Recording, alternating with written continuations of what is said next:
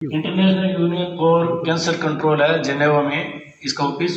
वहाँ से थीम जारी होती है हर 3-3 साल के लिए, और इस 3 साल के लिए इस साल से शुरू हुई है 22-23-24 के लिए। वो है क्लोज द केयर गैप। जो हमारी कैंसर के केयर है उसमें जो गैप है उसको हमें ख़त्म करना है। तो वो मैं आगे बताऊंगा कैसे गैप है। इससे पीछे वाले 3 सालों में जो करा वो था आई विल। इसका मतलब ये था मैं जो भी हूँ, मैं डॉक्टर हूँ, मैं गृहिणी हूँ, मैं टीचर हूँ, जो भी हूँ मैं कर सकता हूँ, कैंसर का निवारण कर सकता हूँ या कैंसर के बारे में अवेयरनेस कर सकता हूँ। वो 3 साल की पूरी होगी अभी ये।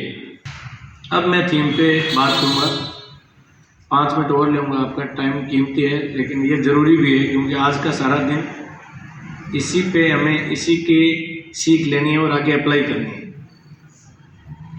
जो इस साल की जो थीम है क्लोज द केयर गैप, जो हमारे कैंसर हो गया तो उसके ट्रीटमेंट से संबंधित, उसके केयर से संबंधित जो गैप है, ये तो हम मानेंगे गैप तो है, क्योंकि किसी को इलाज बहुत स्टैंडर्ड तरीके का मिल जाता है, किसी को मिलता ही नहीं, कोई आ ही नहीं पाता, कोई जांच नहीं करा पाता, कोई भी कारण रहा हो चाहे, ये गैप है। और इसका थीम का मतलब वर्ल्ड वाइड ये है कि ये गैप नहीं रहना चाहिए, चाहे वो गांव में बैठा हो चाहे शहर में बैठा हो, सबको ट्रीटमेंट मिलना चाहिए। तो ये जो असमानता है इनको हमें समझना है कि ऐसी असमानता क्यों है और इनको पहचानना है कि हम इसको कैसे रिलीज कर सकते हैं। और ये वर्ल्ड वाइड प्रॉब्लम है। ये माना जाता है कि 50% लोग ही कैंसर के इलाज के लिए पहुंच पाते हैं, बाकी प्रॉपर ट्रीटमेंट नहीं ले पाते। अगर ट्रीटमेंट 1 साइकिल 2 साइकिल कीमो लिया फिर गायब हो गए, फिर रेडियोथेरेपी, उसके बहुत सारे कारण हैं, क्योंकि हम सारे कारण पे तो चर्चा नहीं कर सकते, लेकिन मैं मोटा मोटी चीज़ें बताऊंगा कि क्या चीज़ें हैं जो हमें उनको सुधारनी चाहिए। ये गैप जो है वो प्रत्यक्ष या अप्रत्यक्ष रूप से हम सबको प्रभावित करते हैं। मैं ये सोचूं मैं डॉक्टर हूँ, मेरे को तो प्रभावित नहीं करेंगे, मैं तो अच्छा ट्रीटमेंट ले सकता हूँ, नहीं ऐसा नहीं है, मैं भी नहीं ले सकता। कहीं न कहीं मेरे भी ये केयर गैप रहेगा, या मेरे फैमिली के या मेरे जानकार के किसी न किसी, तो वो मेरे को प्रभावित करेगा ही। और इसमें जो बैरियर्स है, जो रुकावट्स है, जो हमारे ट्रीटमेंट को कंटिन्यू रखने में या समानता लाने में, उनको मैं पॉइंट्स वाइज बताता हूँ। सबसे पहले इनकम है कि जो पुअर लोग हैं या जो डेली वेजेज पे जो रोज कमाते हैं रोज खाते हैं, उन लोगों की अगर बीमारी हो जाए और वो इलाज कराए या उसका काम छूट जाए तो उनका तो खाना पीना ही बंद हो जाएगा घर का। तो इसलिए वो जहाँ तक हो सकता है कोशिश करता है कि मैं काम करता रहूँ, आने की सोचता ही नहीं। दूसरा एजुकेशन, हमें नॉलेज नहीं है कि भाई ये बीमारी अगर आगे रहेगी तो हमारा कितना बड़ा नुकसान कर सकता है, या उनको ये लगता है बीमारी हो रही है धीरे धीरे बढ़ रही है बाद में करा लेंगे इलाज, उसको ये नहीं पता कि एक लेवल के बाद में ठीक नहीं होगी, तो वो उनको खींचते रहते हैं और आखिर में जान से हाथ धोना पड़ता है। प्लस में कैंसर के कोज है, लक्षण है, इनके बारे में हमें ज्ञान नहीं है, तो ये चीज़ें हम सेमिनार के माध्यम से कर सकते हैं।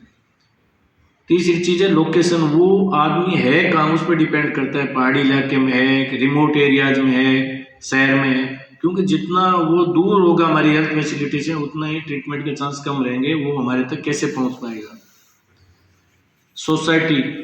सोसाइटी भी इस ट्रीटमेंट के केयर गैप में बहुत बड़ा मायने रखती है कि समाज इस टाइम में, मैं ये कहूँगा, जो अगर इलाज कराना भी चाहता है उसको रोकते हैं, उसको कोशिश करते हैं कि ये मत करा नहीं तो बीमारी बढ़ जाएगी, और उसको रोकने की पूरी कोशिश। बहुत कम लोग होते हैं जो उसको प्रमोट करते हैं, हाँ इलाज करो, अदरवाइज सारे ये कोशिश करते हैं डराने की कि बीमारी को छड़ाने से हो जाएगा। तो उस पहले से घबराया होता है, पूरा परिवार घबराया होता है, फिर अगर ऊपर से कोई और कहता है तो और डर जाता है, और जब डर जाता है तो दिमाग काम नहीं करता, वो ट्रीटमेंट बहुत बड़ी बात है। जो हमारी प्रथाएं हैं वो भी मायने रखती है।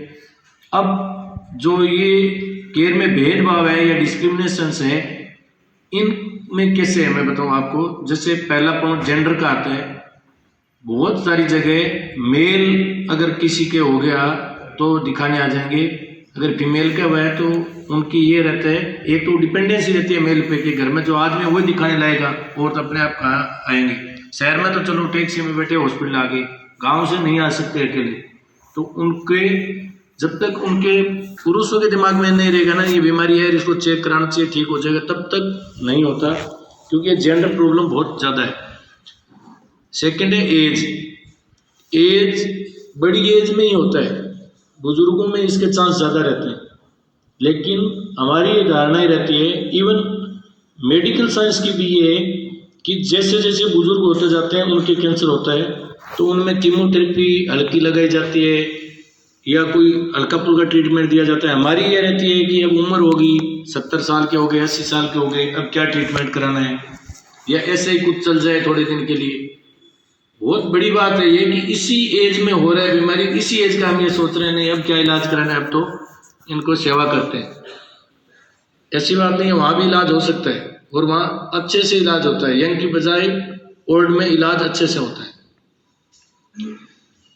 तीसरी चीज है सोशियो इकोनॉमिक स्टेटस। आपका स्टेटस क्या है वो भी बहुत बड़ी चीज है कि जो पुअर्स है उनको ट्रीटमेंट में हर जगह पक्षपात होता है, चाहे तो वो वहाँ तक पहुँच नहीं पाता। देखो उनका ये भी है कि मतलब वहाँ से आने में उसके किराया चाहिए, दूर के लोग होते हैं इतने बस में आ ही नहीं सकते, बच्चों को कहाँ छोड़ के आए, घर में कौन रहेगा, अर्निंग क्या होगी, पैसे मांग के लाने पड़ते हैं, कई दिन तो मांग के लिए बाद में क्या करेंगे।